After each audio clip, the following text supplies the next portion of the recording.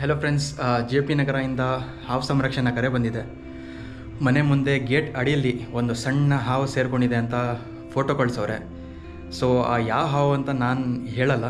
So ನಾನು photo ತೋರಿಸ್ತೀನಿ, ನೀವೇ ಗೆಸ್ ಮಾಡ್ತೀರಾ ಅಂತ ಅಂದ್ಕೊಂಡಿದ್ದೀನಿ. ಸೊ ಈ ಒಂದು ಫೋಟೋನ ಕಳಿಸೋರೆ. ಸೊ ಬಹುಶಃ ನೀವು ಗೆಸ್ ಮಾಡ್ತೀರಾ ಅಂತ ಅಂದ್ಕೊಂಡಿದ್ದೀನಿ. ಗೆಸ್ ಮಾಡಿ ಕಮೆಂಟಲ್ಲಿ ಯಾವ ಹಾವು ಅಂತ ಹೇಳಿ. ಸೊ ಬನ್ನಿ ರೆಸ್ಕ್ಯೂ ಹೋಗೋಣ. ಸೊ ಅಲ್ಲಿನ ತನಕ ಒಂದು ಶಾರ್ಟ್ ಬ್ರೇಕ್.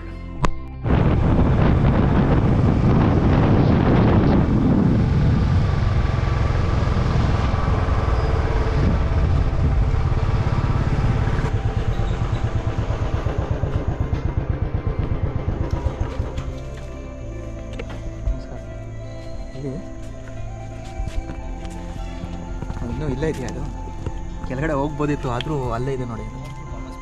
ಹೌದಾ? ನೋಡಿದ್ಯಾ? ನೀವು ನೋಡಿದ? ಹೌದಾ? ಒಳಗಡೆ ಹೋಗ್ಲಿಲ್ಲ, ಬಂದ್ಬಿಟ್ರೆ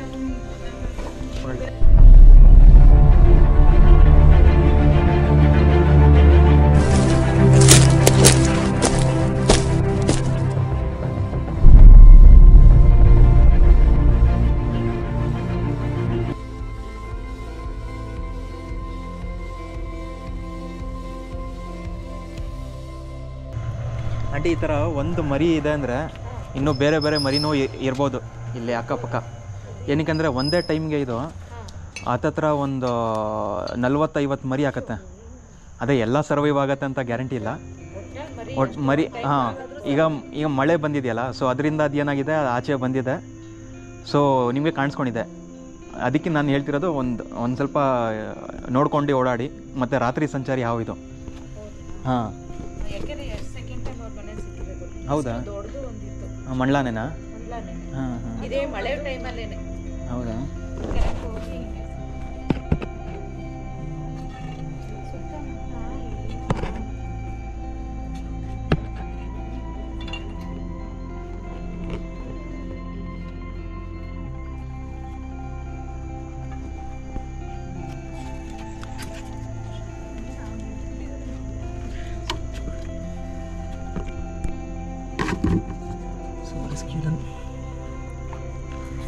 ಏನು ಹತ್ತತ್ರ ಒಂದು 2 ವಾರ ಆಗಿರ್ಬೋದು ಇದು ಆಚೆ ಬಂದು.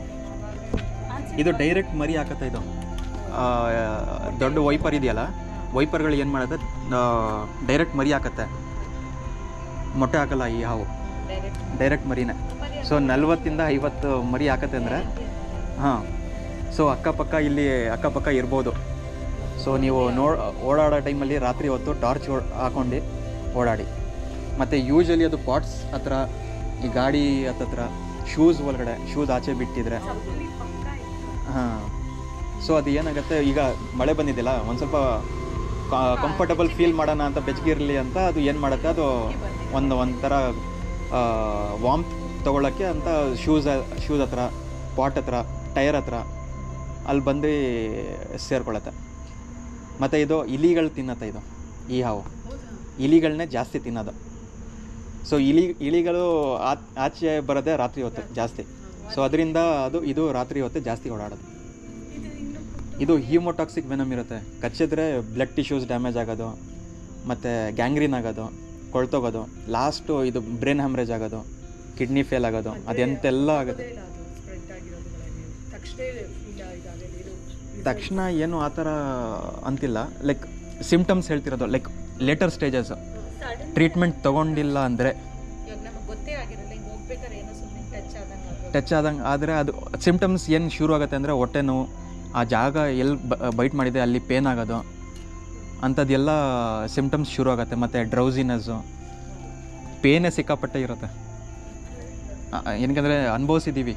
ಅದಕ್ಕೆ ಮೆಡಿಸಿನ್ ಇದೆ. ಕೇರ್ ಹಾಸ್ಪಿಟಲ್ ಬೆಸ್ಟ್ ಮೈಸೂರಲ್ಲಿ ಸ್ನೇಕ್ ಬೈಟ್ಗೆ. ಬೇರೆ ಹಾಸ್ಪಿಟಲಲ್ಲೂ ಟ್ರೀಟ್ಮೆಂಟ್ ಇದೆ, ಆದರೆ ಕೇರ್ ಹಾಸ್ಪಿಟಲ್ ಬೆಸ್ಟ್ ಅಂತ. ಏನಕ್ಕೆ ಎಕ್ಸ್ಪೀರಿಯನ್ಸ್ ಡಾಕ್ಟರ್ಸ್ ಅವರಲ್ಲಿ. ಆ್ಯಂಟಿವೆನಮ್ ಎನಿ ಟೈಮ್ ಅವೈಲೇಬಲ್ ಇರುತ್ತೆ.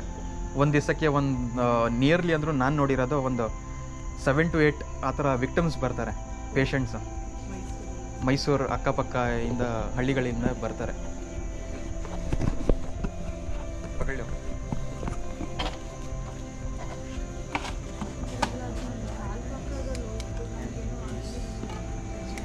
ಇಲ್ಲ, ನೀವು ಬೇರ್ ಫೋಟೋ ಇಟ್ಟಿದ್ದೀರಾ? ಏನು ನಿಮ್ಗೇನು ಆ ಥರ ಟಚ್ ಆಯ್ತಾ?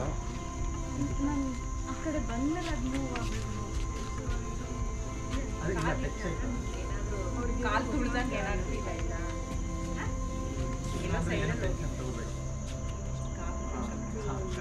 ಇನ್ನು ಇವಾಗ ಏನಾದ್ರು ಸಡನ್ ಆಗಿ ಕಣ್ಣು ಕತ್ಲೆ ಬಂದ ಕಾಲು ತುಳಿದಾಗ ಫೀಲ್ ಆಗುತ್ತಲ್ಲ, ಏನೋ ತುಳಿದಿದ್ದೀನಿ ಅಂತ. ಆ ಥರ ಏನೂ ಆಗಿಲ್ಲ. ಕೇಳಿದ್ದು ಒಳ್ಳೆ ತುಳಿದ ನೀನು. ಇಲ್ಲಾಂದ್ರೆ ವೈಟ್ ಆಗಿದ್ರೆ ಅಂತ ಜಾಗದಲ್ಲಿ ಡಾಟ್ಸ್ ಟೈಪ್ ಇರುತ್ತೆ, ಅದನ್ನು ಚೆಕ್ ಮಾಡಬೇಡಿ. ಸ್ಲಿಪ್ಪರ್ ಹಾಕಿ ಇಲ್ಲ, ಬೇರ್ ಫುಟ್ ಚಪ್ಪಲಿ ಎಲ್ಲ ಶೂಸ್ ಇಲ್ಲ, ಅದು ಚೆಕ್ ಮಾಡ್ಕೊಳ್ಳಿ. ಸ್ಪ್ರೇ ಮಾಡಿದ್ರೆ ಏನಾದರೂ ಆಗುತ್ತೆ? ಸ್ಪ್ರೇನಾ? ಇಲ್ಲ, ಇದು ಯಾವಾಗಲೂ ಬೈಟ್ ಮಾಡಿದ್ರೇ ನಮಗೆ ವೆನಮ್ ಸ್ಪ್ರೆಡ್ ಆಗೋದು. ಅದು ಸ್ಪ್ರೇಯಿಂಗ್ ವೆನಮ್ ಇದು ಸ್ನೇಕ್ಸ್ ಇಲ್ಲ. ಇದು ನಾರ್ತ್ ಈಸ್ಟಲ್ಲಿ ಸಿಗುತ್ತೆ, ಮೊನೊಕಲ್ಟೂಬ್ರಾ ಅಂತ.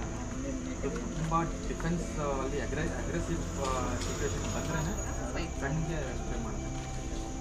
ಇಲ್ಲಿ ಮೈಸೂರಲ್ಲಂತ ಸಿಗೋದು ಯಾವುದೂ ಆ ಥರ ಸ್ಪ್ರೇ ಮಾಡೋದು ಅಂದರೆ ಅದು ಉಸಿರು ಬಿಟ್ಟರೆ ಇಲ್ಲ, ಅದು ನಂಬಿಕೆ. ಅದು ಉಸಿರು ಬಿಟ್ಟರೆ ಇಲ್ಲ, ಅದರದ್ದು ಕೆಂಜಿಲ್ಲು ಧೂಳು ಬಿಟ್ರೆ ಅದು ಏನೋ ಸ್ಪ್ರೆಡ್ ಆಗುತ್ತೆ ಅಂತ ಏನೂ ಇಲ್ಲ. ಎಲ್ಲ ಬೈಟ್ ಮಾಡಿ ವೆನಮ್ ನಮ್ಮ ಬಾಡಿ ಸೇರಿದ್ರೇ ಮಾತ್ರ. ಕಚ್ಚಿದ್ರೆ ಅದೇ ಬೆನಿಟ್ರೇಟ್ ಆಗುತ್ತಲ್ಲ ನಮ್ಮ ಸ್ಕಿನ್. ಇಂಜೆಕ್ಷನ್ ಥರನೇ ಸಿರಂಜ್ ಥರ ಇರುತ್ತೆ. ಧೈರ್ಯ ತಗೊಳ್ಳಿ.